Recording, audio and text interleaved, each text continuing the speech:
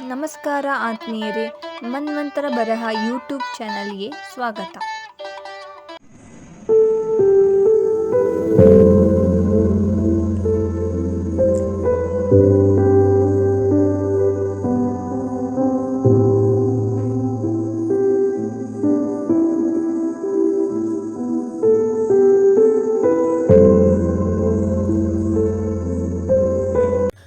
ನಮ್ಮ ಸಮಾಜದಲ್ಲಿ ಎಷ್ಟೋ ಜನ ಅವರನ್ನು ಅವರೇ ಕೀಳಾಗಿ ನೋಡ್ತಾ ಇರ್ತಾರೆ. ಯಾವುದೇ ಕೆಲಸ ಶುರು ಮಾಡೋದಕ್ಕೂ ಮೊದಲು ನನ್ನಿಂದ ಇದು ಸಾಧ್ಯ ಇಲ್ಲ, ಇದರಿಂದ ತುಂಬ ತೊಂದರೆ ಆಗುತ್ತೆ ಅಂತ ಹಿಂಜರಿಯುತ್ತಾ ಇರ್ತಾರೆ. ಹಾಗೆ ಆ ಕೆಲಸನ ಶುರು ಮಾಡದೆ ಅಲ್ಲಿಗೆ ನಿಲ್ಲಿಸ್ಬಿಡ್ತಾರೆ. ಅದೇ ರೀತಿ ಇನ್ನೂ ಕೆಲವರು ಇರ್ತಾರೆ, ಹಾಗಿದ್ದಾಗಲಿ ನೋಡೇ ಬಿಡೋಣ, ಏನಾದರೂ ಆಗಲಿ ಪರವಾಗಿಲ್ಲ ಅಂತ ರಿಸ್ಕ್ ತಗೊಂಡು ಶುರು ಮಾಡ್ತಾರೆ. ಅದೇ ರೀತಿ ಸಫಲರೂ ಆಗ್ತಾರೆ. ಇದಕ್ಕೆಲ್ಲ ಕಾರಣ ಅದೊಂದೇ, ಅದೇ ಮನಸ್ಸು. ನಾನಿಲ್ಲಿ ಬರಿತಾ ಇರೋದು ಭಗವದ್ಗೀತೆಯ 6ನೇ ಅಧ್ಯಾಯದ 5ನೆಯ ಶ್ಲೋಕ. ಉದ್ಧರೇದಾತ್ಮ ನಾತ್ಮನಂ ನಾತ್ಮನಮವಸಾದಯೇತ್ ಆತ್ಮೈವ ಆತ್ಮನೋ ಬಂಧುರಾತ್ಮೈವ ರಿಪುರಾತ್ಮನಃ. ಅಂದರೆ ಮನುಷ್ಯನು ತನ್ನ ಆತ್ಮದ ಸಹಾಯದಿಂದಲೇ ತನ್ನನ್ನು ಉದ್ಧಾರ ಮಾಡಿಕೊಳ್ಳಬೇಕು, ತನ್ನ ಮನಸ್ಸನ್ನು ಈನೈಸಿಕೊಳ್ಳಬಾರದು. ಬುದ್ಧಿಜೀವಿಗೆ ಮನಸ್ಸೇ ಬಂಧು, ಮನಸ್ಸೇ ಶತ್ರು.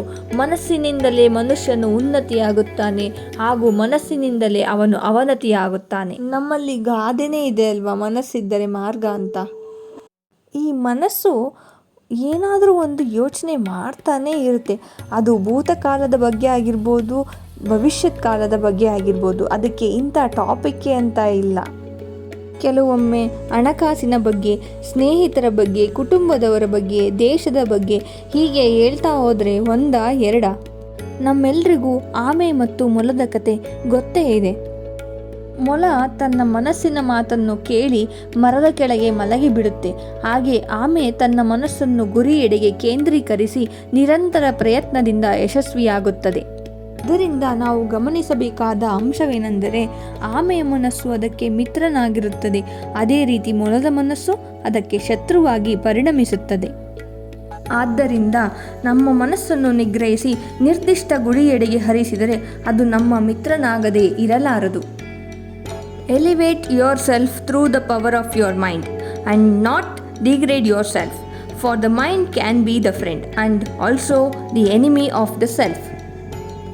ಕೃಷ್ಣ ಹೇಳಿರೋ ಈ ಸಾಲುಗಳು ಸಾವಿರಾರು ವರ್ಷಗಳ ಹಳೆಯದಾಗಿರಬಹುದು, ಆದರೆ ಇಂದಿಗೂ ನಮ್ಮ ಮನಸ್ಸಿನೊಳಗಡೆ ನಡೆಯುತ್ತಿರುವ ದ್ವಂದ್ವ ದುಗುಡಗಳಿಗೆ ಇದರಲ್ಲಿ ಉತ್ತರವಿದೆ.